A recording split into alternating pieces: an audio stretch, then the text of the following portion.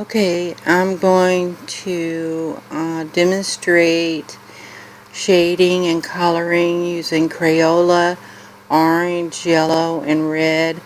The purple is for shading. I use purple for shading instead of gray or black. It makes the colors muddy. So, the first thing you're going to do is shadow in the darkest part of the flower with the red, and pay attention to the detail of the ink patterns, and where you have veins that join you might want to put a little bit more red, but don't make it straight across or a curve. Make it jagged. Try to be as spontaneous, and put some different edges on there to where it's not smooth and it's not a straight edge or a curved edge. Make it as jagged as possible, and then just go around where the petals are overlapping. Be sure and put some red there, because those petals will be just a little bit darker on those edges. And put it in light. The thing with color pencil is that it's done in layers, and if you put every layer intense or dark, it will become waxy, and you will be pushing around wax instead of color. And it's different than maybe charcoal or graphite, which is your pencil. I use Crayolas because they're transparent, and as you can see, it doesn't damage my ink. I drew this ahead of time, and with pen and ink, because that's what I usually use for my drawing.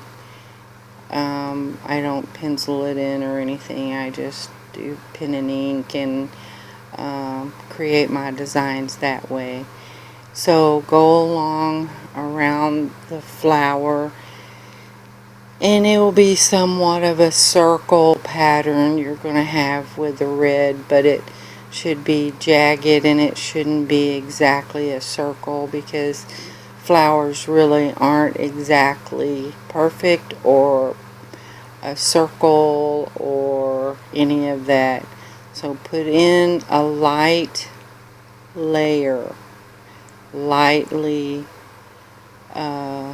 color, and I'm using a camera set right over my tablet, so I don't have a lot of room, so that you can see the detail exactly where I'm coloring and where I'm leaving blank. What you leave blank is where you're going to put another layer of color, and then more color and more color. Now, close to the edge, put a very light color of red. This is going to be used as to show that the petal is bending. This is shadow for bending. You learn how to do this in art school to show texture and curves or squares or angles, but don't put it on the edge. You're going to use another color for the edge to highlight it and make it look like it glistens, and that will be this yellow. Put the yellow right on the edge and blend it with the red. Blending means just cover over that red you just put down and that will create another color of orange. So blending the colors, putting color on top of color, will make another color. So go at the very edge and put your yellow and color over the red, and you will have a yellow with kind of an orange stripe on it. And don't worry, you're not close to finished yet. You're putting in the foundation that you're going to put other colors on. So do that. This is just a short video to show some tips. The next video will be the next coloring. The next color will be the melon color, or the dark yellow. So you're creating a map of what you are going to color in.